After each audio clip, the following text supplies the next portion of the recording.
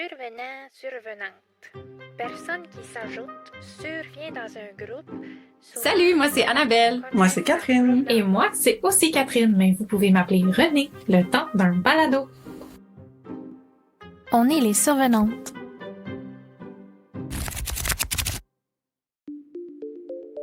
Charmés par notre première expérience, nous avons décidé de relever à nouveau le défi C'est pas ma tasse de thé. Nous sommes donc partis à la conquête du genre de la science-fiction et avons plongé dans des romans rédigés par des plumes féministes. Dans ce 4e épisode des Survenantes, nous explorons notre désenchantement face au genre de la science-fiction lors de nos années formatrices. Annabelle nous propose d'aborder ce genre autrement en nous faisant voyager à travers les siècles des origines féminines de la science-fiction aux plus récentes représentantes du genre, ici et dans la sphère anglophone. Catherine nous fait découvrir La parabole du sommeur, paru en 1993 sous le titre anglais The Parable of the Sower. Ce roman post-apocalyptique est une des œuvres phares de l'autrice Octavia E. Butler, une figure emblématique de l'afrofuturisme. Renée nous parle de sa lecture d'Apprendre si par bonheur.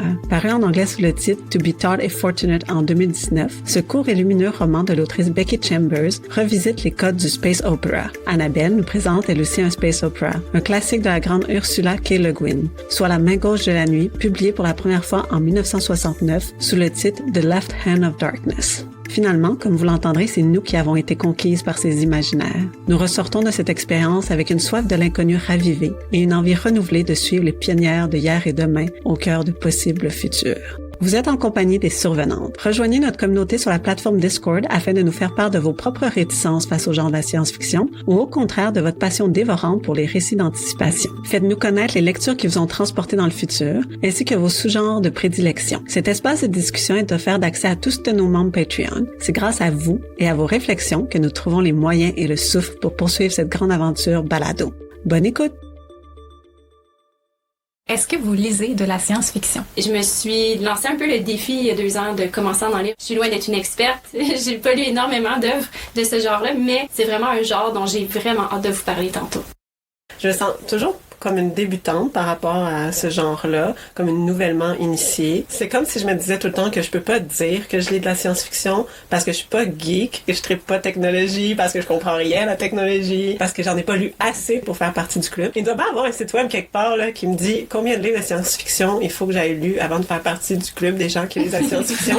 Parce que j'ai vraiment l'impression que c'est un club. Mais en fait, quand j'y repense, tu sais, moi j'ai vraiment beaucoup aimé les romans de science-fiction qui nous ont fait lire au secondaire, même des romans écrits par des hommes, George Orwell, Aldous Huxley ou Jules Verne. Tu sais, moi, j'aimais ça. Et au cégep, j'avais fait un cours juste sur la science-fiction. Ah oui? Ah. Depuis cette époque-là, j'ai toujours voulu en lire plus. Mais c'est un peu comme les écrits de la nature. Le genre, c'est un peu comme faire du ski de fond. J'avais fait un cours de ski de fond au cégep. J'étais vraiment On continue sur la lancée du cégep.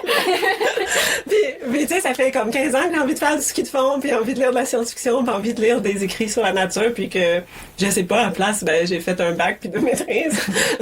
C'est à la fois un univers qui me fait rêver, puis j'ai encore l'impression que je suis sur le pas de la porte, puis j'attends de vraiment rentrer dans le club, là. Mon premier réflexe quand on me pose cette question-là, c'est de dire non, je lis pas de science-fiction. Tout court. Parce que je pense que j'ai jamais senti que c'était un univers qui m'appartenait ou dans lequel j'étais la bienvenue. C'est peut-être parce que je considérais que j'avais pas le bon profil. J'aimais pas à l'école, j'aimais pas les mathématiques, j'aimais pas la techno, j'aimais pas les sciences ou je pensais que c'était pas pour moi. J'étais plus une fille de arts et lettres, musique, histoire, un peu le cliché si on veut, garçon-fille. En préparant cet épisode, je me suis rendu compte qu'en fait j'ai toujours aimé la science-fiction, mais que c'est un intérêt que j'ai jamais nommé, puis que j'ai arrêté d'explorer très jeune sans vraiment m'en rendre compte. Je peux dire que j'ai officiellement renoué avec la science-fiction il y a à peu près 3 ans quand j'ai plongé dans la série télé Star Trek Discovery. Une suggestion de mon amie Laurence. C'est l'histoire de la capitaine de Michael Burnham. C'est vraiment bon. J'ai lu La Servante écarlate de Margaret Atwood, puis j'ai regardé la série. Puis dernièrement, j'ai lu One Last Stop de Casey McQuiston. Je croyais que je me lançais dans un romance novel parce que je continue mon exploration après notre épisode. À ma grande surprise, c'était aussi romance et science-fiction. Ça m'a fait du bien. Ça se passe à New York, dans le métro.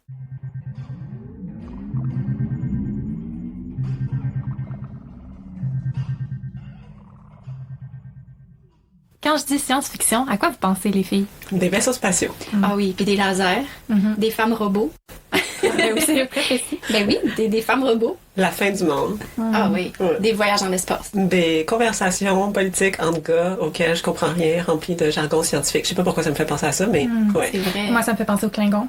Puis l'idée que nécessairement je comprendrais rien en ouvrant le livre parce que science et techno, Klingon mélangés ensemble, ça peut pas marcher. Ça peut aussi penser à des pilules repas. Tu sais, oui. Le fantasme des années 60, que tous les repas allaient être sous forme d'un petit cachet, puis au final, pas pantoute. Puis tu sais, des voitures qui volent aussi, je pense. Ça, c'est un autre... des voitures qui volent. Fait que, ouais, moi, la technologie à la fine pointe.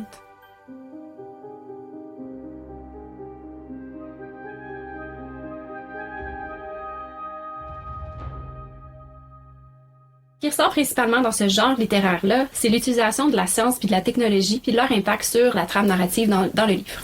L'histoire peut se passer dans un espace-temps fictif, donc dans le futur ou dans le passé, ou encore dans des mondes parallèles. Tout dépendant des technologies puis de l'espace-temps qui est choisi par l'auteur ou l'autrice, mais le genre littéraire de la science-fiction va se décliner évidemment en plusieurs catégories, en plusieurs sous-genres. Ces sous-genres-là peuvent s'entremêler puis emprunter aussi des éléments de d'autres genres comme la littérature fantastique. Donc, mon but ici, ce n'est pas de définir tous les sous-genres parce qu'on peut s'obstiner pendant des heures là-dessus et on n'est pas des experts. Mais je vais vous montrer un peu qu'est-ce que j'ai trouvé dans mes recherches. Donc, d'abord, il y a comme deux branches principales, à mon avis, en science-fiction. Une qu'on appelle la science-fiction hard, donc la science-fiction dure, qui touche les sciences naturelles. Donc, ça verse dans la bio, l'astronomie, la physique, les maths. La rigueur scientifique puis le langage technique sont vraiment poussés dans ce genre-là. L'avancement technologique aussi qui va être proposé dans le livre va ressembler beaucoup à la technologie au moment où le livre a été écrit. De l'autre côté, on a la science-fiction qui est plus soft, donc la science-fiction qui est douce, qui, elle, va pencher plus vers les sciences humaines comme l'anthropologie, la psycho, les sciences politiques. Il y a des livres qui peuvent avoir très bien un côté soft et un côté hard aussi, peut mélanger les deux. Personnellement, j'aime beaucoup les livres qui vont explorer des sociétés futuristes.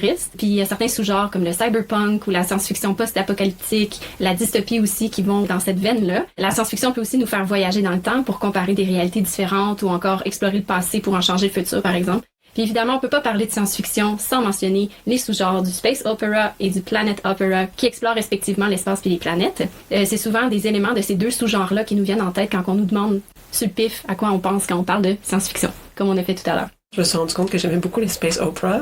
Pour moi, le space opera, c'est un peu comme les romance novels. C'est tellement caricatural que tu veux pas dire que t'aimes ça. Il y a un côté dans Star Trek où la psychologie des personnages, leurs relations, les situations, l'amitié, tous les thèmes qu'on aime dans la romance sont présents dans Star Trek, mais dans un univers spatial. Ben, moi, je pense que c'est pour ça que j'aime ça aussi. Pour moi, c'est des livres légers, souvent, pas de façon négative, mais des livres qui font du bien à lire, comme Becky Chambers aussi, dont René va nous parler plus tard. Les dystopies aussi, tout ce qui est monde post-apocalyptique, ça m'intéresse vraiment toujours, comme d'un point de vue conceptuel. Quand je lis les résumés, je me dis, j'ai envie de lire ça. C'est une espèce d'attirance intellectuelle, mais en même temps, j'en lis pas tant, puis pas trop souvent, parce que ça vient vraiment gratter dans mes angoisses écologiques. Oui. Ouais. En fait, moi, la dystopie, à prime abord, je savais pas que ça pouvait rentrer dans la science-fiction. Je m'attendais pas à ça. Puis finalement, oui, c'est vraiment un sous-genre qui est très populaire. Puis j'en ai lu beaucoup ces temps-ci. J'ai terminé le 2e tome de Sherry D'Imalin, Hunting by Stars, qui est sa série là, de Marrow Thieves. Donc, Pilleurs de rêve en français, c'est son premier livre.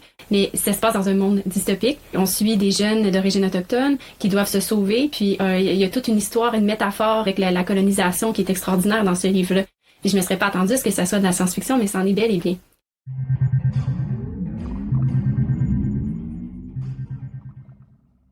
On a parlé tout à l'heure de notre réticence à explorer la science-fiction parce qu'on a un certain manque de connaissances scientifiques ou on a peur un peu du langage technique. Mais évidemment, il y a une autre raison en arrière de ça, c'est que la science-fiction a longtemps et encore aujourd'hui été dominée par l'écriture masculine.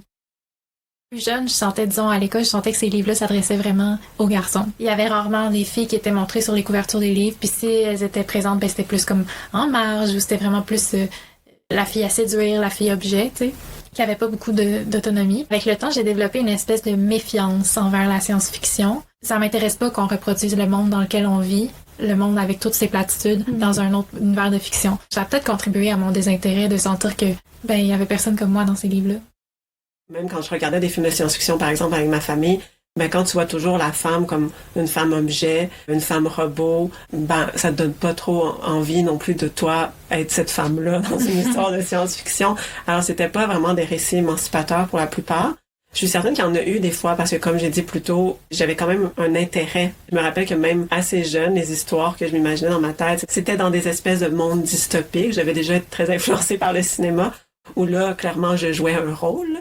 De lire de plus en plus de la science-fiction écrite soit par des femmes ou des minorités, ou qui mettent ces minorités-là, ou qui mettent des femmes en scène, ça me fait du bien, puis ça me permet de me voir aussi de plus en plus dans ce genre-là, puis de trouver tranquillement une place à moi. Évidemment, c'était un genre qui m'intéressait pas beaucoup au départ parce qu'effectivement, c'est un genre qui fait très masculin. Le premier réflexe que j'ai eu quand j'ai décidé de faire le saut dans la science-fiction, c'est de taper sur Google science-fiction et autrice. Donc, des livres écrits par des femmes pour avoir la représentativité des femmes dans le livre. Parce que je pense que même si j'avais pas lu beaucoup de science-fiction déjà à la base, j'avais déjà cette idée préconçue que les femmes ont pas beaucoup de place, puis c'est toujours des protagonistes masculins qui gagnent, puis qui partent à la guerre, puis dans l'espace. D'où la raison pourquoi j'ai choisi Ursula Le Guin. C'est un des livres qui était ressorti sur la liste. Avez-vous une idée quand est-ce que la science-fiction a commencé dans la littérature? En fait, ça aurait commencé autour du siècle des Lumières, quand les gens ont comme tassé la monarchie puis la religion au profit de la science, de la connaissance, de l'exploration. Donc, on parle ici vers la fin du 17e siècle environ, qu'on a commencé à avoir beaucoup plus d'œuvres là, écrites dans l'univers de la science-fiction. En 1818, cette année-là est importante parce que c'est l'année dans laquelle l'œuvre phare de la science-fiction a été écrite, puis c'est Frankenstein de Mary Shelley. Donc, Mary Shelley, en écrivant cette œuvre-là, elle va jeter vraiment les bases du genre de la science-fiction. Les autrices vont utiliser dès le 19e siècle la science-fiction comme un espace pour critiquer leurs conditions puis imaginer des mondes utopiques ou dystopiques qui vont remettre en question les inégalités qui les oppriment. Ces femmes sont des pionnières de ce qu'on appelle aujourd'hui la science-fiction féministe. Puis c'est de ça dont on parle dans l'épisode d'aujourd'hui. Les autrices qu'on a choisies sont vraiment à deux pieds dans ce genre-là. Malgré la présence de ces femmes-là dans le monde littéraire, à l'époque, les tablettes, les présentoirs des librairies sont remplis de livres et de magazines écrits par des hommes, pour des hommes, qui accordent peu, voire aucune importance aux personnages non masculins. Après la fin de la Seconde Guerre mondiale puis l'arrivée des femmes sur le marché du travail, il y a une nouvelle vague d'autrices féministes qui va poursuivre la critique déjà commencée en amenant la réflexion autour du genre, de la sexualité, des inégalités raciales, sociales, entre autres. L'exemple que je vais mentionner ici, c'est Ursula K. Le Guin, qui devient en 1969 un grand nom de la science-fiction avec son livre The Left Hand of Darkness, La main gauche de la nuit, dont je vais vous parler un peu plus tard aujourd'hui, mais elle a révolutionné la science-fiction parce qu'elle a créé une société sans genre. Dans les années 70, l'autrice Alice Sheldon va publier sous le nom de James Tiptree Jr. plusieurs œuvres considérées encore aujourd'hui comme des grands classiques de la science-fiction féministe. Par exemple, The Girl Who Was Plugged In, Une fille branchée. Sheldon fait le choix judicieux d'emprunter un nom de plume masculin pour que ses œuvres soient facilement acceptées dans les maisons d'édition pour la publication. Toujours dans les années 70, Octavia E. Butler va paver la voie à un nouveau sous-genre en science-fiction qui s'appelle l'afrofuturisme. Elle fait converger science, technologie, protagonistes féminines noires, thèmes africain-américain dans ses ouvrages. C'est le cas dans Lien de sang, Kindred, qu'elle a publié en 1979, puis l'autrice fait voyager dans le temps d'Anna, qui est la protagoniste principale du livre, entre le sud des États-Unis pendant l'esclavage, puis entre Los Angeles en 1976. C'est une œuvre révolutionnaire. Puis dans les années 80, du côté canadien, on a Margaret Atwood qui publie le fameux livre La Servante écarlate, The Handmaid's Tale, qui est un récit dystopique dans lequel on voit une théocratie qui dépossède les femmes de leurs droits. Son livre est toujours d'actualité, d'autant plus qu'il a été porté à l'écran dans une série télé qui porte le même nom. Du côté québécois francophone, on a aussi une grande dame de la science-fiction qui publie beaucoup depuis les années 1980. On parle de Elisabeth von Arburg. Parmi la trentaine d'œuvres à son actif, on retrouve Chronique du pays des mers, un roman utopique dans lequel la société est composée presque uniquement de femmes. Son livre a été publié en 92, puis c'est son roman qui est considéré comme étant un de ses meilleurs. Aujourd'hui, la science-fiction féministe présente une belle diversité d'autrices et d'auteurs issus de communautés marginalisées qui utilisent leurs plumes pour remettre en question les systèmes d'oppression, pour aborder de front d'autres préoccupations essentielles comme la crise climatique bien entendu, puis pour imaginer, pourquoi pas, une société utopiquement égalitaire, sécuritaire et respectueuse de tous et de toutes. C'est bon.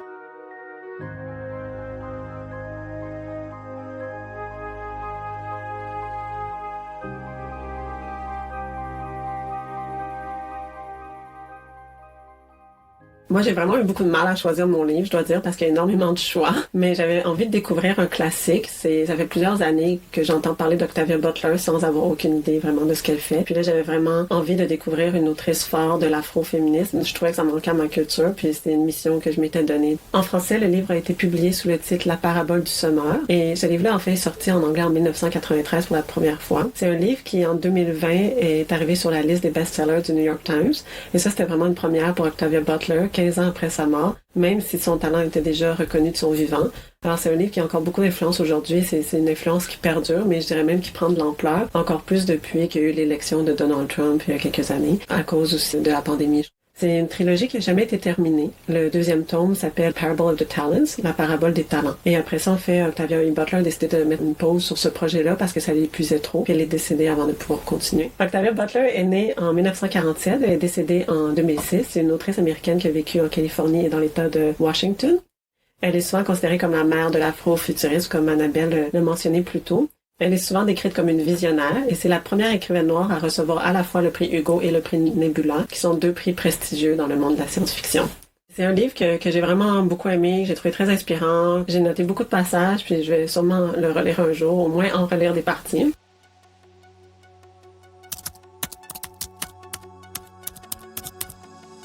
Année 2020, Californie, tout brûle, la nation américaine est en ruine.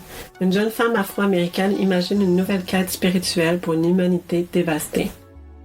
Elle entreprend un long périple pour fonder une première communauté de survivants qui pourront mener à bien son projet.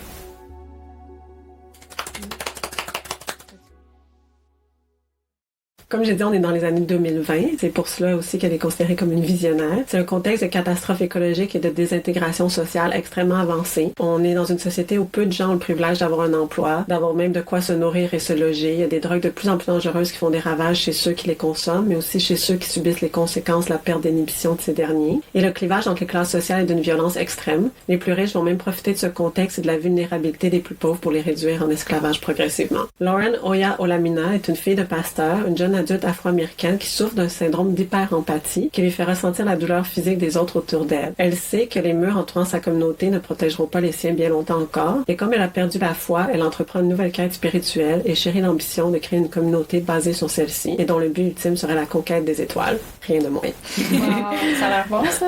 Lorsque son monde s'effondre, elle débute avec d'autres survivants un périple dangereux vers les contrées du nord de l'Amérique pour s'y établir. On la suit alors tout au long de son périple, et c'est le récit d'une prophète, en quelque sorte. C'est le récit un peu d'une nouvelle traversée du désert. Dans le fond, on est témoin de ce qui peut se passer dans la tête d'une leader née qui a peu d'agentivité au départ. C'est un récit aussi vraiment de survie. Alors, Lauren est vraiment préoccupée par les aspects pratiques qui vont lui permettre de survivre, comment se protéger à l'aide d'armes à feu, comment trouver de l'eau potable, comment se procurer à manger. Puis, la religion qu'elle est en train d'établir et qu'elle nomme Heartseed, c'est une religion où ce qui est central, c'est la nécessité de survivre et de construire littéralement avec ses mains un monde nouveau. C'est pour ça que c'est un roman qui a vraiment inspiré toute une génération. C'est une religion qui va être ancrée dans l'action vraiment, puis qui cherche pas tant à imaginer un monde idyllique après la mort, mais plutôt à reconstruire le monde des vivants. On n'a pas une espèce de dieu anthropomorphique, là. C'est vraiment une religion ancrée dans l'action.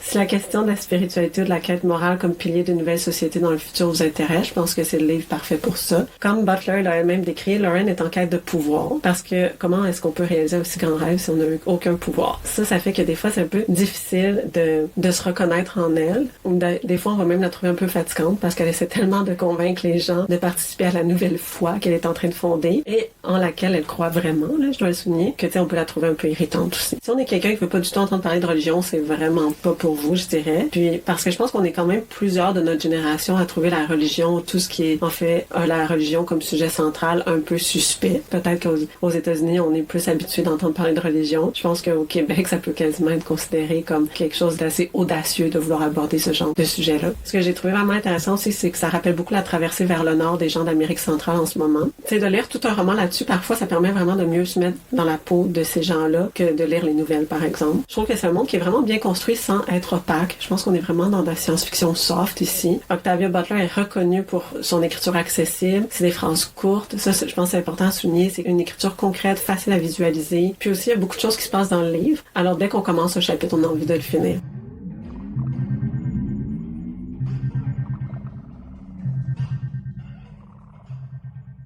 Dans le cadre de cette expérience, j'ai un peu butiné d'un livre à l'autre avant de trouver celui qui me tenterait vraiment. J'avais vraiment envie de vivre une belle expérience de lecture, donc j'ai suivi les conseils de notre chère Annabelle et j'ai plongé avec délice dans To Be Thought If Fortunate, un court roman de l'autrice américaine Becky Chambers, une étoile montante de la science-fiction féministe aux États-Unis. To Be Thought If Fortunate est paru en 2019 chez Harper Voyager et sa traduction est parue en 2020 aux éditions La Talente en France. J'ai donc lu la traduction française signée Marie Surgers.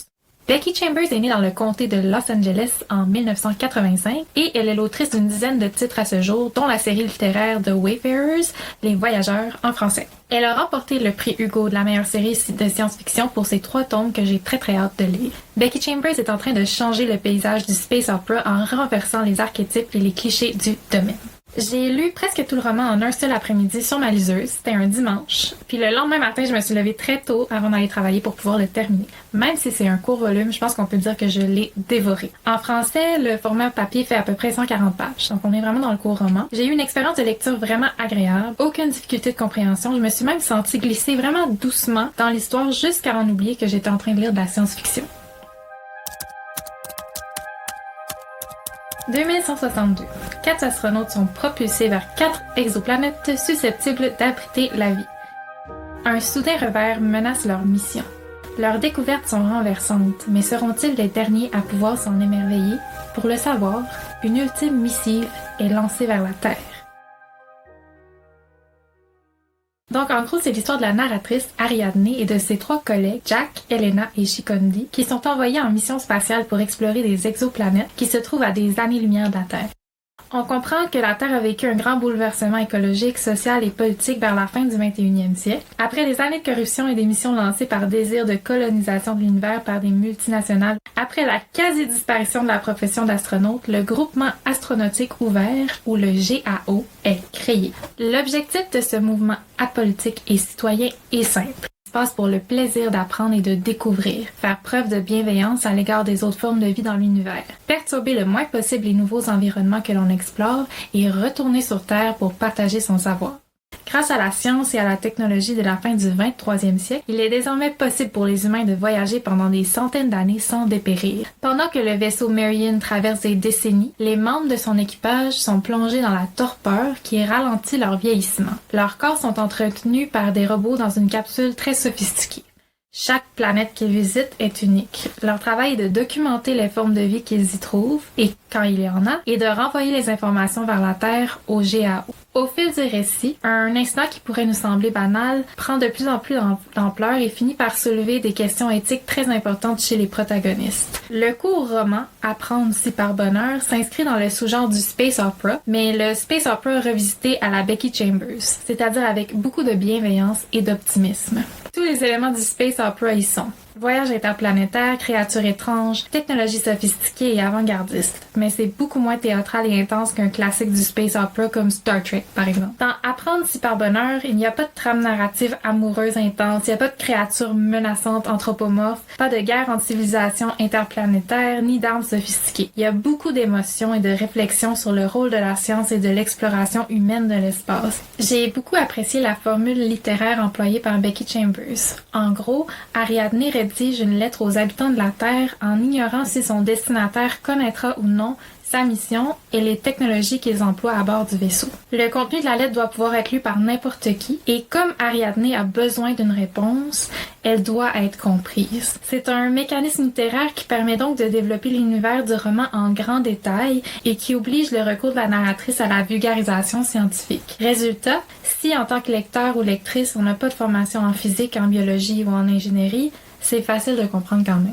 Les 4 personnages du roman forment une palette vraiment diversifiée. Il y a des personnes de couleur, des personnes trans, différentes orientations sexuelles et différentes identités de genre. Ça m'a donné espoir en l'avenir. Je me suis dit qu'un jour, peut-être que ça va être possible d'être soi-même sans peur ni danger. Dans ce même ton optimiste, il y a la passion commune des protagonistes, la science. C'est leur joie de découvrir qui est surtout mise de l'avant et non pas la crainte de l'étranger. Ça m'amène à vous parler du 3e élément du livre que j'ai bien aimé, le flirt avec le nature writing ou le flirt avec l'écriture sur la nature. Becky Chambers nous rappelle qu'on fait partie de l'univers qu'elle crée et que les phénomènes naturels qui ont lieu sur Terre sont tout aussi merveilleux que ceux qui ont lieu sur Écor, Mirabilis, Opéra ou Votum, qui sont les 4 sphères explorées par l'équipage du roman. Quand on y pense, la nature est remplie de phénomènes, je dirais la nature sur la Terre est remplie de phénomènes dignes d'un roman de science-fiction et c'est ce que Chambers nous rappelle. Les petits points que j'ai peut-être un peu moins aimés dans le roman, c'est étrange parce que On dirait que j'ai adoré les personnages, mais j'aurais aimé que leur personnalité soit encore plus développée. On dirait qu'il manquait un petit quelque chose pour que je sois convaincue de la personnalité unique de chaque protagoniste. Peut-être que les caractéristiques psychologiques manquaient de nuances ou de finesse. C'est peut-être à cause de la forme du récit, la lettre, ou le fait que c'est un court roman. L'autrice s'est peut-être limitée à l'essentiel pour pouvoir mettre l'accent sur les innovations scientifiques et technologiques, sur la création d'un univers plausible. Donc vous devinez que j'ai vraiment aimé mon expérience de lecture. Pour celles et ceux qui aimeraient tremper un orteil dans le genre, c'est un excellent point de départ. L'univers construit par Becky Chambers est limpide, accueillant et rafraîchissant. C'est court et ça fait du bien. Quoi demander de mieux?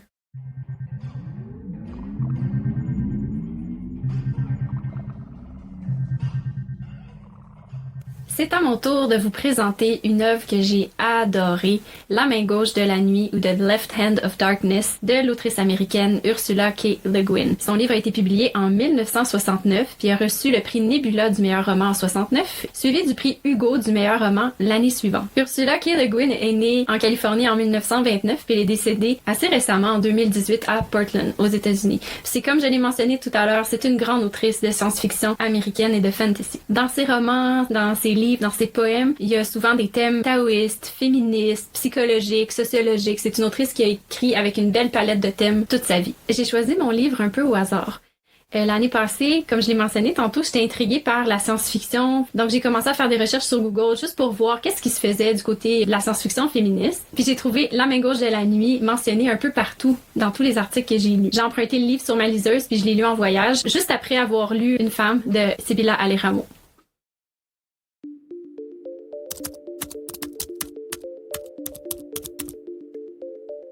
Un ambassadeur terrien débarque sur Gitten pour le bien de l'Écoumène. La game politique est dure et la culture incompréhensible. Un exil en Antarctique avec un compagnon inespéré lui permettra-t-il de survivre? Terminera-t-il sa mission?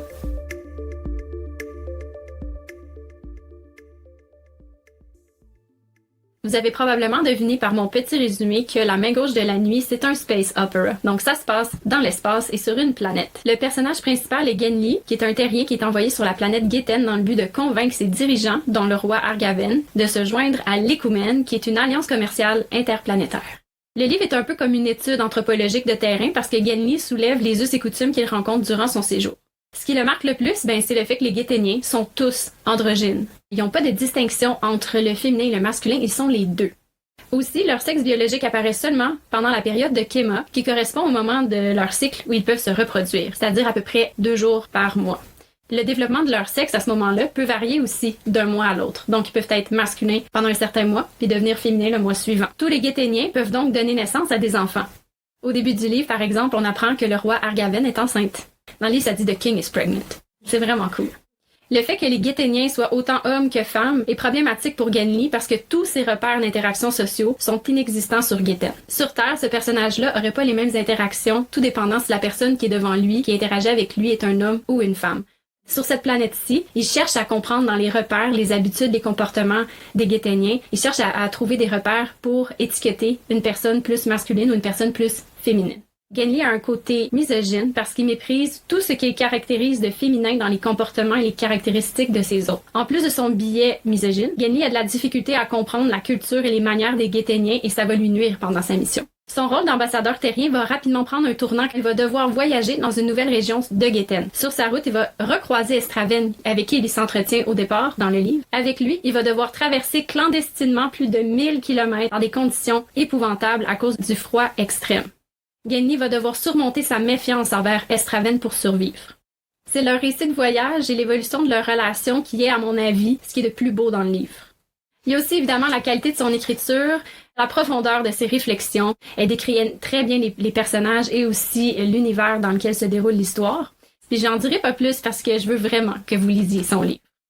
Les points faibles maintenant, c'est l'utilisation du pronom him, he en anglais ou lui, il en français, qui est quand même assez décevant. Elle a fait le choix d'utiliser ce pronom-là comme pronom neutre dans son écriture, puis par la suite, elle a inventé une histoire avec un pronom neutre qui était féminin. Donc, on sait que ça fait partie de sa réflexion, mais au tout départ, elle a pas pensé à ça, puis je trouve ça un peu décevant parce qu'on y est presque avec la description d'un personnage mi-homme, mi-femme. On est presque rendu là. Il manque juste l'utilisation d'un bon pronom pour que ça fonctionne. C'est un livre qui est un peu opaque, donc ça prend quelques pages avant de rentrer tranquillement. J'ai dû prendre en note des noms. Elle invente aussi beaucoup de termes anthropologiques qui décrivent cet univers-là, des termes qui n'existent pas en français ni en anglais. Malgré tout, c'est un livre extraordinaire, je vous le recommande. Puis, si jamais vous en faites la lecture à la maison, s'il vous plaît, laissez-nous des commentaires à ce sujet.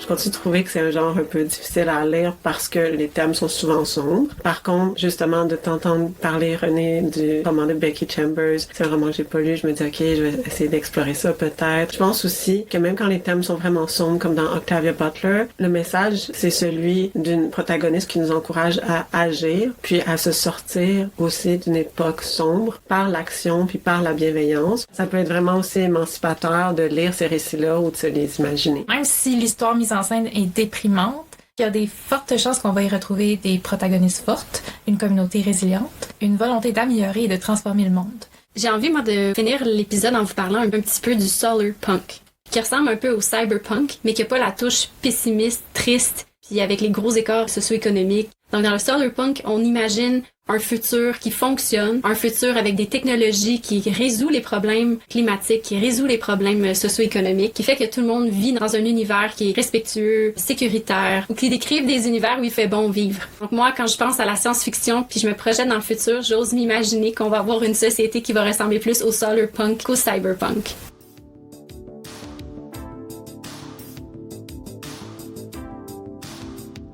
Parable of the Sower d'Octavia E. Butler est disponible en version française sous le titre La parabole du semeur aux éditions Au diable Vauvert. La traduction est signée Philippe Rouard. La version anglaise est parue pour la première fois en 1993. Apprendre si par bonheur de l'autrice Becky Chambers a été publié en traduction française par la maison La Talente en 2020. La traduction est signée Marie Surgère. La version originale anglaise, To be Taught If Fortunate, a été publiée aux États-Unis en 2019 chez HarperCollins. Quant à Ursula K. Le Guin, son roman The Left Hand of Darkness a été publié pour la première fois en 1969. De multiples rééditions sont parues depuis. La main gauche de la nuit, sa traduction française par Jean Belhache, est parue pour la première fois en 1971 aux éditions Robert Laffont. Et vous, comment percevez-vous le genre de la science-fiction? Voyez-vous en elle un simple divertissement pour les lectrices et lecteurs souhaitant échapper à la réalité? Les récits de science-fiction sont-ils pour vous porteurs d'espoir ou sont-ils trop souvent pessimistes à votre goût? Servent-ils d'avertissement face à des dérives potentielles ou déjà présentes? Ou la science-fiction est-elle pour vous plutôt une sorte d'encouragement, un art qui vous incite à résister et à agir? Dites-nous, quels sont vos classiques de science-fiction? Avez-vous des suggestions francophones pour nous? Et quelles sont les œuvres qui mettent en scène une vision du monde qui vous ressemble? Quelles sont les lectures qui vous ont agréablement surprises dans les dernières années?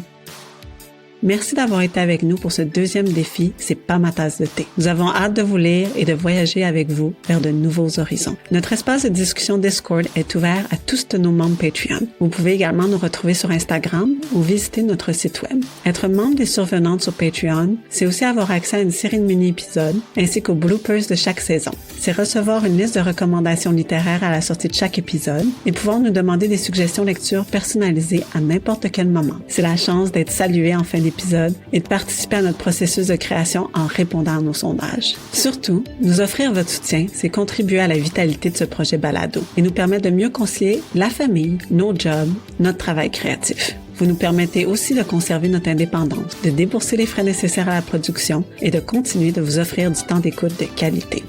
Vous venez d'entendre le 4e épisode des Survenantes, une création balado de Catherine, Annabelle et Catherine. Au montage et au mixage, Catherine, René et Annabelle. La musique et les effets sonores sont de Zapslap.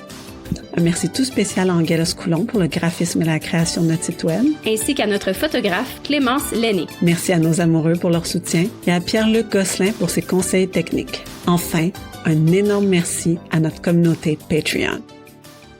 À bientôt!